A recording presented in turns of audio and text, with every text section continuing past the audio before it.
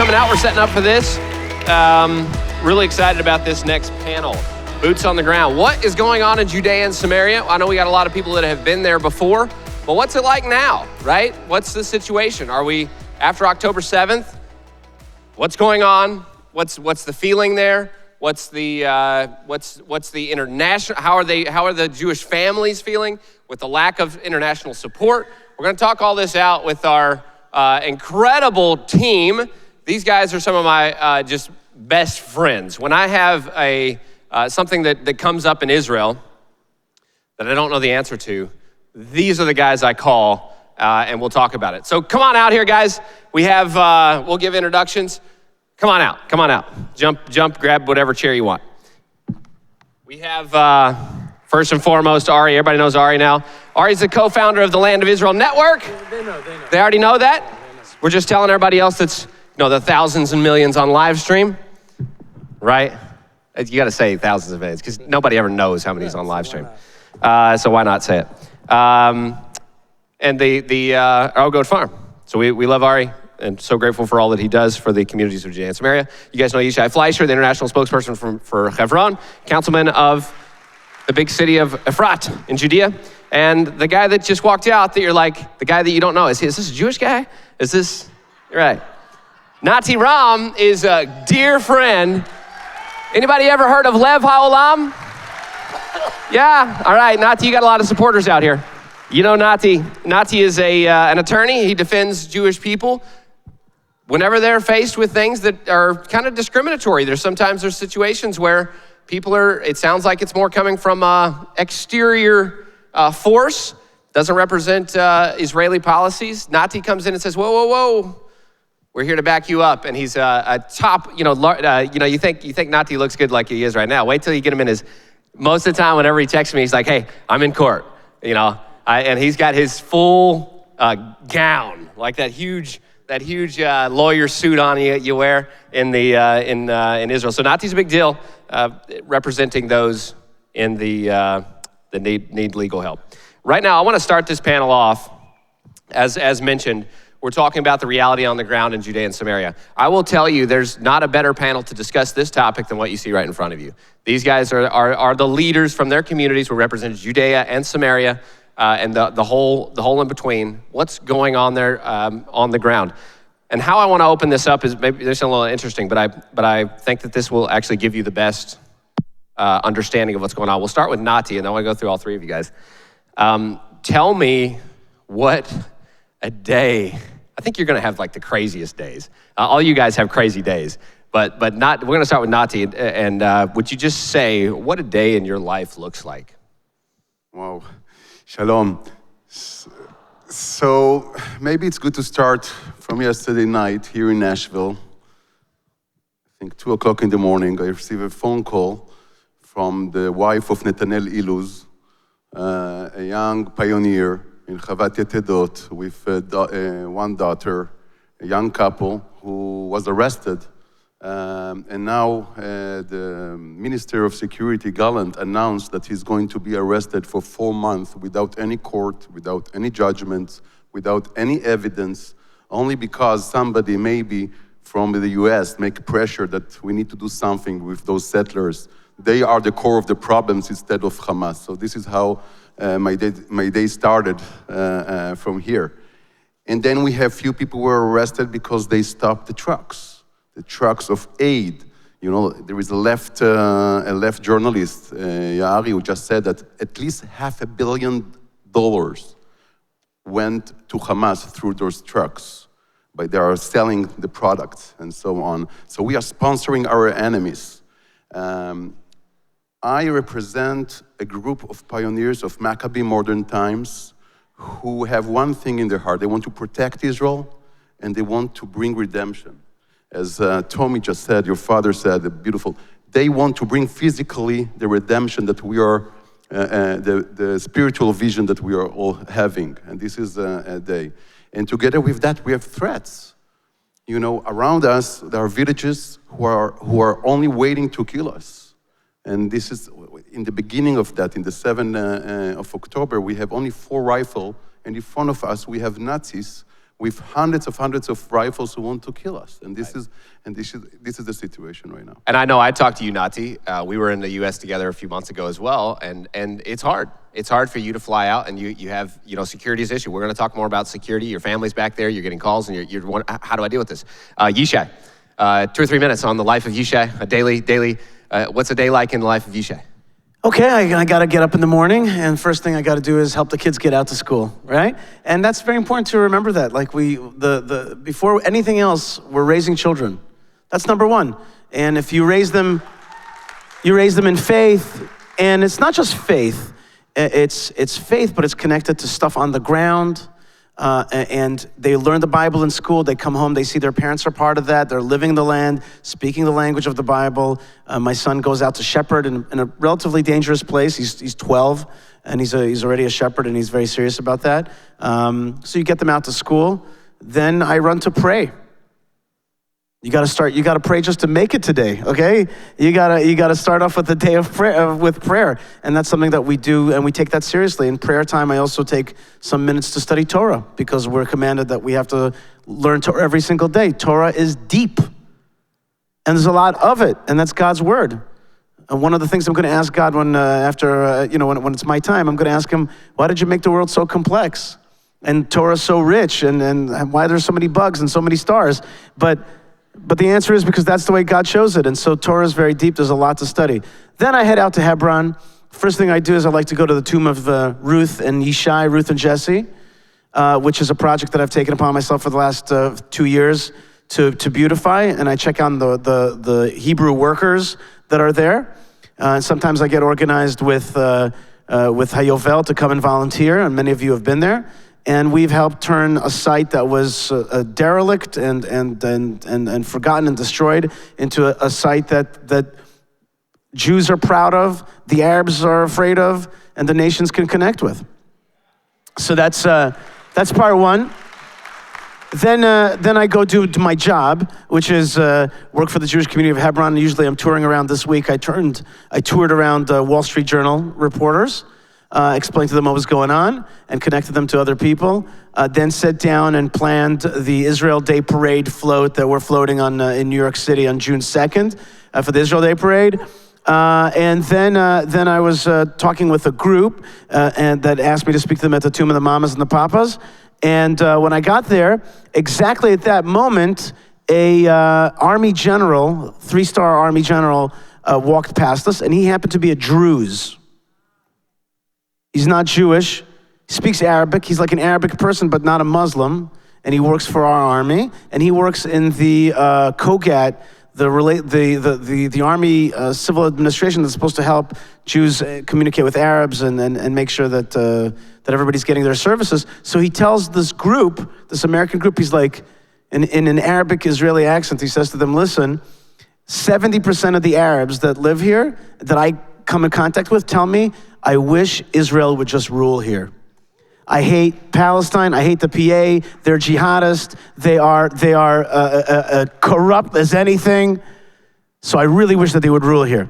Then later on, I took that group to lunch, and another guy came to speak, and he's like, 70% of the Arabs are in favor of Hamas in October 7th.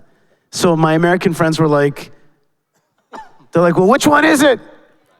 And I said to them, you gotta become a Middle Easterner. The answer is so obvious. Which one is it? Are they pro-Hamas or pro-Israel? The answer is whoever's strongest. If you're strong, I'll follow you. If you're a jihadi, well, that's great. If you're gonna kill Jews and Israelis and we're gonna take over, then that's great.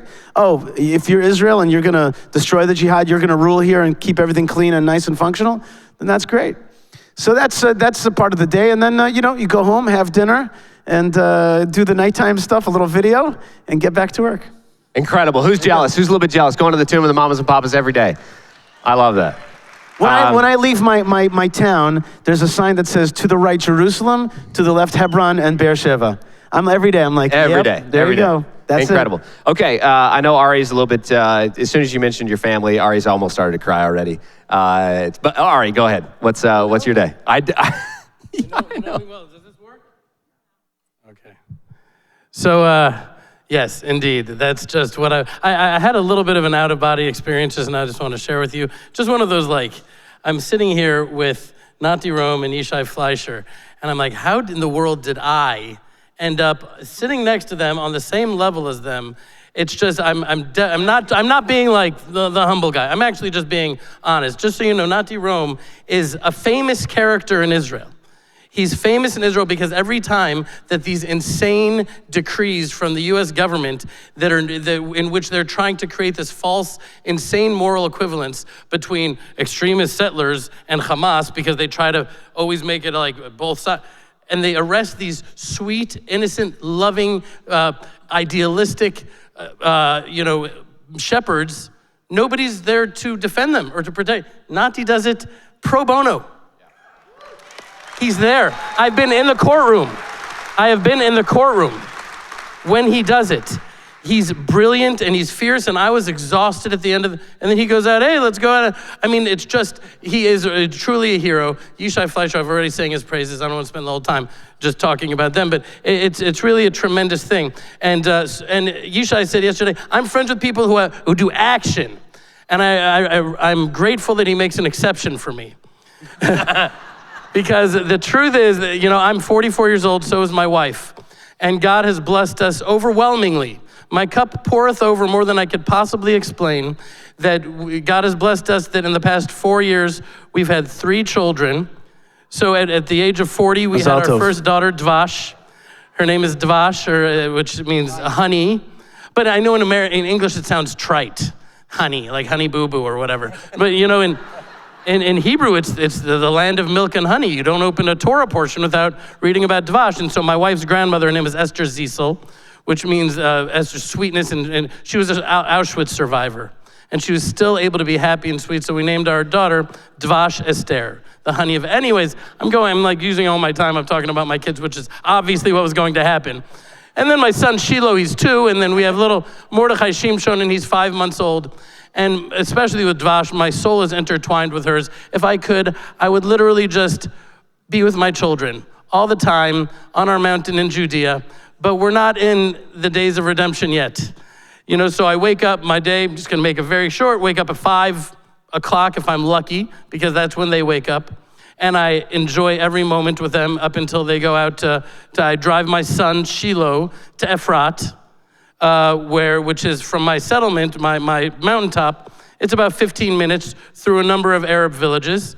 And it's, there's things that happen sometimes there. And I'm always grateful every day. I'm grateful that we've made it another day in the hills of Judea. And so I take him there and then I pray with Yishai at the same minyan in the morning. And then I go back and I tend to the chickens. I do farm stuff or whatever, not that much farm stuff, but farm stuff. And then I prepare, I'm learning Torah. We teach Torah. My partner Jeremy and I, we have something called the Land of Israel Fellowship. And a number of people here, actually in the fellowship, we said, let's get together. We had 70, 50, I don't know how many people. It seemed just tremendous. And so it's like a little mini family where we talk every week about the Torah and whatever. And so there's the plug for that. And then I'm almost done, but you know what? I'm done. Great. I'm done. That's what I do. That's a day. That's a day. Kids and Torah. Torah and my Torah. And a lot more that we're going to talk about in a little bit. Groups, yeah. Groups, tons of groups coming in there. Yishai, I'm going to direct a few specific questions here now. And it's going to be a little bit, this topic is a little bit challenging to discuss because all of us are, we're more into the solving the problems, not talking about the problems, but this panel is not about solving the problems. We're really just telling you what's going on. There's going to be a panel later on talking about what we're actually going to do to fix these issues. But right now, we're just bringing you the facts on the ground. What is going on in Judea and Samaria? So we're getting ourselves into that box. It's a little bit tough to do that because we're automatically going to, let's solve it. But right now, we're just going to do this. So specifically, Yishai, on this, we kind of hinted in it a little bit earlier. With the backdrop of what we're seeing happen in Israel right now, Nati, we're going to take this to you next. What do you feel like in America right now? What is this pressure meaning to your family? Like, you're involved a lot. You're talking to reporters all the time. There's a lot of negative forces coming from internationally at your communities, and you're buffeting that for your family and your councilman and Efrat. How does that Fill us in a little bit on how that is. What's the pressure? What is it? How is it going on? Do you understand the question? Yeah. It's important to understand something before we go any further. I just want to make it clear so that people kind of get it into their head. We, the three of us sitting, really the four of us sitting here on the panel, are settlers, so-called, quote-unquote settlers. And that's a negative term, but it's also accurate in the sense that it separates us a little bit from the rest of Israel, in the sense that the settler community is ahead of the state. We're not in lockstep with the state. The state is a little bit behind us. In fact, Frontline. Right, we're frontline, but that also means that sometimes our problem is the state of Israel is something that we have to manage, deal with, sometimes go around in order to make stuff happen. And sadly, the state of Israel feels a lot of pressure from the American forces. Recently, a horrific New York Times article came out, front page of the Sunday edition, full of lies, full of vitriol against Jews, full of vitriol against the government. I called the reporter up, and I'm like, and he was an Israeli reporter, actually well-known and respected. I said, what are you doing? I said to him, I don't know if you're an anti-Semite, but you're certainly feeding the anti-Semites, for sure. He didn't respond to that. He didn't like that. But we're out there facing a lot of pressure. For example, Tomb of Ruth and Yishai, I have to constantly work around to make sure that the army doesn't stop me from beautifying this ancient tomb. I got to make sure that the Arabs don't get too angry and then write a letter saying it's their property and then have to face the Supreme Court. The Supreme Court said to us that you're allowed to build an ark for the Torah, but it better not be connected physically to the site. It has to be, you have to be able to take it out when we come and take you out. So, and people, and that's the reality. We're always like, I just had to put more lighting in towards the very ancient well in Hebron where Abraham drank from. No question about it. That's the well of Abraham, well of Sarah, well of King David. I had to light up the place. So I told my electrician, put on an army uniform so that like they think you're one of them and go to, maybe I shouldn't be saying this out loud. All right, whatever. Knock on the Arab people's houses' doors so that you could put lighting on top of their houses. Do whatever you can in order to get it done. And so right now there's a time where we also feel there's this new thing about what I call Biden's heroes. That's the folks that are being, what's the word? What is he doing, Biden, to these Jews? He's sanctions. Thanks. He's sanctioning these like good Jews on the front lines, literally land-stealing Arabs together with leftist organizations and Euro trash are actually feeding names to the Biden administration in order to sanction them. So we're dealing with that like right now. I know good people. Minister Ben Gvir's closest assistant has been sanctioned by the Biden administration and a clear signal to him. So we are in a conflict. We have a conflict with Arabs who, just as I told you last night or this morning, burnt 1,000 dunams of land just next to Efrat just yesterday.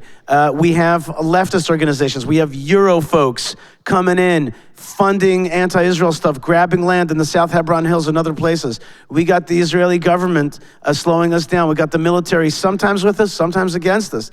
We're facing a lot of obstacles, and I'm saying this. This is the dirty laundry panel, right? This is where we talk about the real problems that we face. We face all these problems. We have supporters, we have lovers, we have people who are with us. We have super courageous youth on the front line.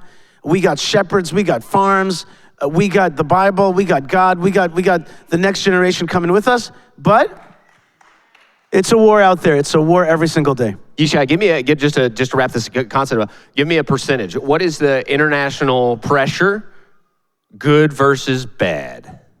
Oh yeah, it's mostly bad. It's mostly bad. I heard your father's speech earlier about not welcoming the Jews with bread and water. They're not welcoming us with bread and water. 90%? I would say 80%. I still think that There's some out there. I think there's the folks out there, the Geert Wilders in this world, the Musab Hassan Yusuf of this world. Yeah, like, you know, yeah. the Lika Laban. There's folks out there who are making good positive noise for Israel, but there's a lot of pressure out there to shrink Israel. There's a lot of Israel shrinkers out there. That's horrible. We'll change that. All right, because we're getting to solutions. That's in the next already. panel, Josh. Yeah, Relax, panel. okay. Nati, how does this affect you? We're talking about people that are being sanctioned. We're talking about this is what you are dealing with every day. How does this pressure that Yishai has just outlined to us, this force of evil coming against the nation of Israel, how does that affect you every day? You told one story, but fill it out a little. Yeah, so it's every day, as you said, and as Yishai said, in the morning we have a group who said, where the anarchists, the left radical woke people who are coming from the States or coming from Israel, and they start their day by looking for trouble and try to do troubles to pioneers over there. And they go to Hebron, they go to Samaria, to the Jordan Valley. Are you saying those peaceful people are not so peaceful? They're not so peaceful. Right. They go into Israel with a visa, tourist visa, and all the target is to go and to do troubles and to and violence against the pioneers in the heart of Israel. And now, as Yishai said, the next step, they just go and snitch to Biden in the Oval Room and say, oh, this guy, for example, Moshe Sharvit, without even one criminal record, without any hearing, any procedure to check, just because some left people who hate Israel and hate our presence in Judea and Samaria snitch on him to the Americans. And here we see his brother, Ariel. He is the two brothers who started such an important ranch in the edge of Shechem, of Nablus, in the Jordan River. They stop stealing the government. They are keeping the government land of Israel, and they are there with a permit. They have a gazing land permit that we help to achieve. They are there legally, as we say. They have they're shepherding there, and it's a strategical point. And this is why our enemies are gathering together with some forces who are here in the States to fight us. And this is a daily work. So his brother, Ariel, was killed in Gaza in the battle, our hero. Ariel, our biggest heroes, and now they are sanctioned. And what is those sanctions? You cannot have a credit card. You cannot have, all the money in the bank is frozen. People who gave donation to help you to continue, receive the money back and cannot continue. And define their crime. Their crime was to do whatever they can to protect Israel and to keep sovereignty on, Bibi always said, the first thing I will do in my next election will be to pay to sovereignty on the Jordanian valley. He didn't do it. They are the keepers of the land. They are keepers of the promise, keepers of the way of Hashem. Really, this is what they do, and there are sanctions by what is supposed to be our biggest ally. And this is the craziness. And not to mention the demolition. People don't know. The Americans, they push to put aid to Hamas, and they push to destroy new villages in Judea and Samaria, and we have families who their home were demolished time after time during a war. Instead of bringing hundreds of soldiers and policemen to fight our war and to keep Israel, they are the international forces who are pushing Israelis to fight against their own interest and people. To boil it down, their crime is standing against a two-state solution that the rest of the world has decided Israel needs to accept. They're rejecting that. Israel rejects that. Israel's government rejects that. But because the citizens of Israel are protecting their lands, saying no to a two-state, yes to as Ambassador Friedman would say, a one Jewish state, it's criminalized by the international community. Yeah, but just to add something else, there's also good things that are happening. I'm distributing together with others those Temple Mount, soon in our days, patches to put, because we need to know what we are fighting for. How many soldiers are wearing these patches when they go in? Everywhere I go. Tell me about all the patches on the soldiers real quick. The stories that we have with those patches. Say, why you don't, you want to patches, everybody's coming. Everybody knows we're talking about the shoulder patch that, like what do we call those? There's a name for them? Just a patch on the shoulder. Yeah, for military guys. And they... Tell me what's on those patches. All right, fill in real quick, because okay, I just want to say, you actually have one in the back. You guys said, you're a speaker, you're coming all the way, we'll give you a table to sell things. I'm like, oh, what should I sell? Can I bring a goat? I don't know what I'm going to sell. And so I was like, oh, wait a second, these patches. And so what happened? The war breaks out, and soldiers around the world, what do? They have a pouch that says their unit. So I was in Golani and Givati, and there's the paratroopers. But then these patches started coming out that had a picture of the third temple.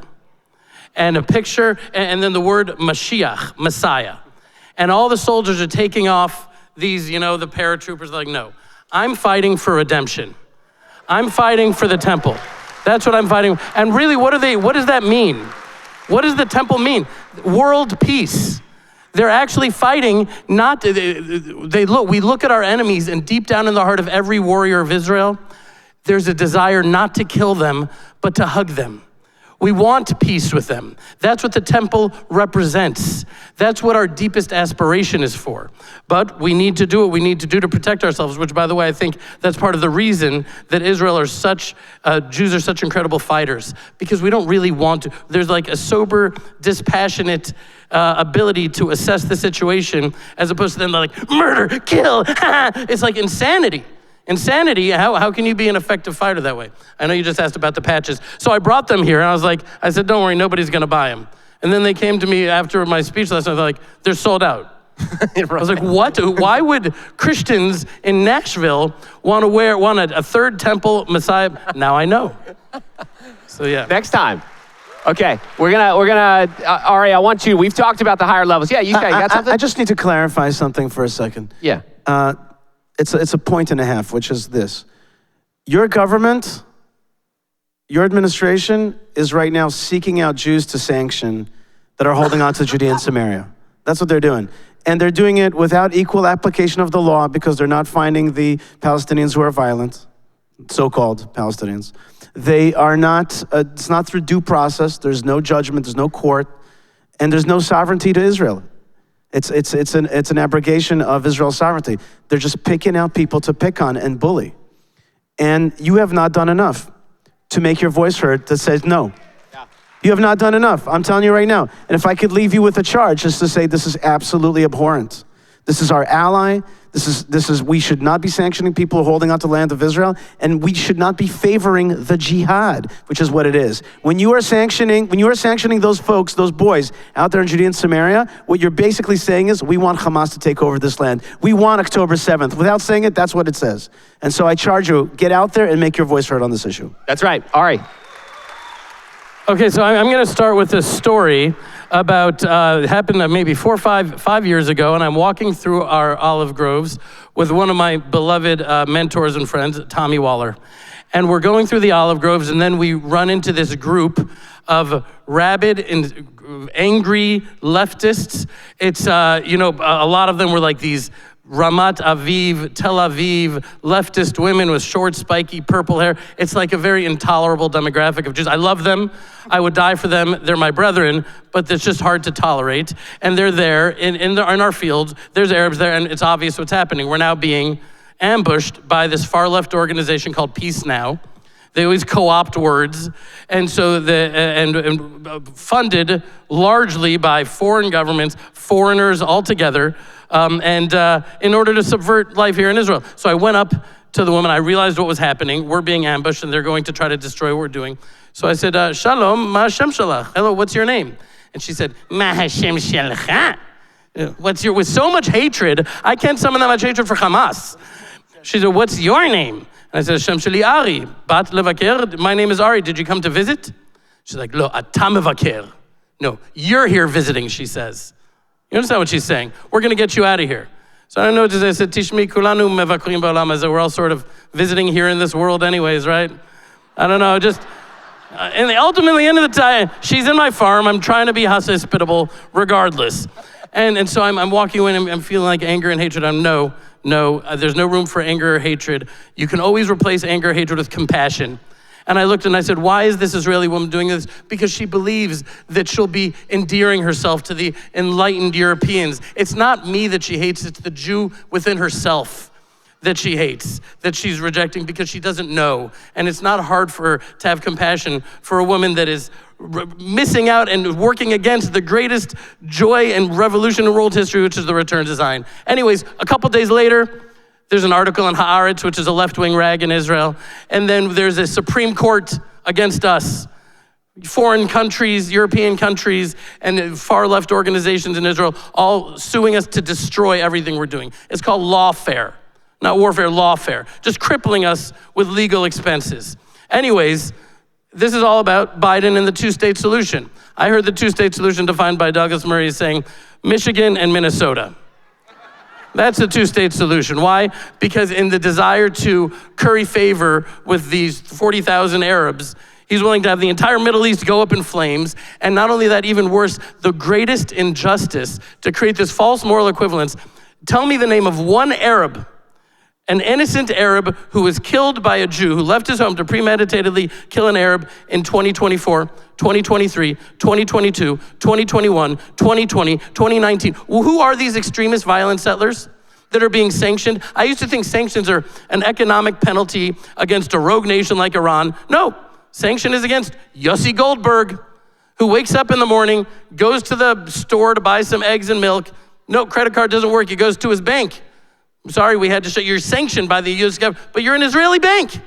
Well, they threatened us, and so we had to.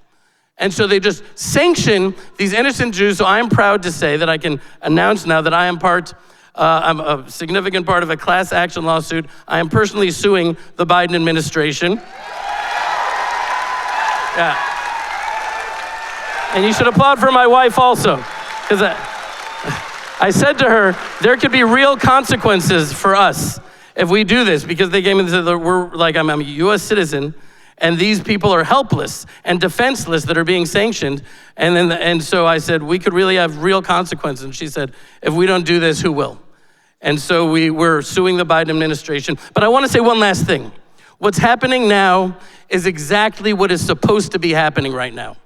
It's what's supposed to be happening. Just consider the absurdity of the temple being destroyed, the Jewish people being dispersed around the world, all the prophecies of the Bible telling us, no, you will survive the dispersal, be brought back to your land.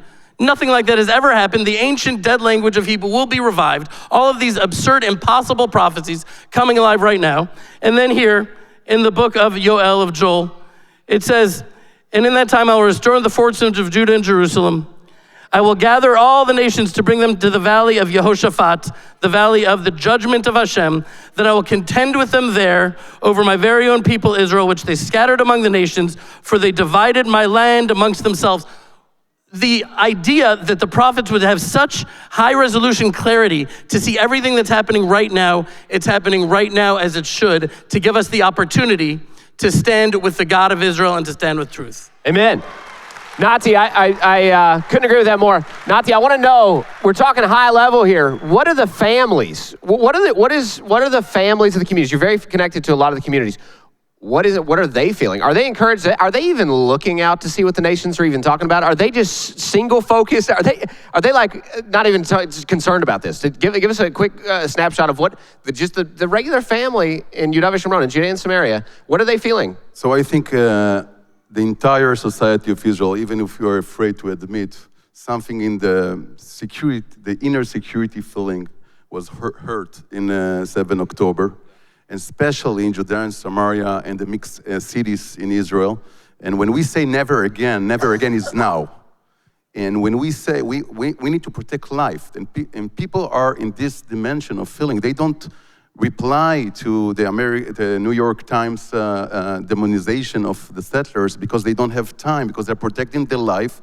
They also don't have the tools, and maybe we'll speak about it, but they are afraid, and this is something we need to fix. We need to prevent the next 7 October. God forbid, who can be 10 times more in the area of Jordan Valley, in Judea and Samaria, and in the mixed area. Yeah, just 2 days ago, the Arabs in Lud, in the center of Israel, next to the airport, shoot in the streets and make fires all over. All the city was thinking. And you're not talking about inside Judea and Samaria. You're talking about Lud, in the center of Israel. Next to the airport, in center of Israel. We have Nazis around us. The Nazis of Gaza are not different from the Nazis of Judea and Samaria. My next village, the New York Times wanted to interview me, and thanks God I canceled it after a few minutes when I understand what they want. But I showed them pictures of the Kutzra, the picture next to us with an 85 Holocaust survivor woman who was kidnapped. And there are 4,000 replies to this in the official Kutzra Facebook, praising those Hamas Nazis who are killing us and raping our brothers and sisters. And this is something that needs to be stopped, and needs to be stopped now. Yeah. It's really a danger, and this is where people are.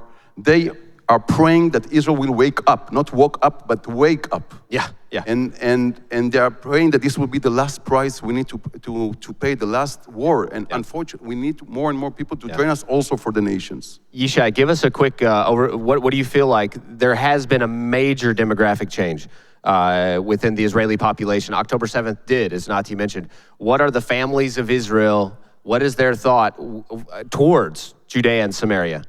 Where are we at right now? You know, Josh, I have to just kind of revert back to the last question and say the following. It's very important for you to understand, just like you're fighting for a better America, we're fighting for a better Israel.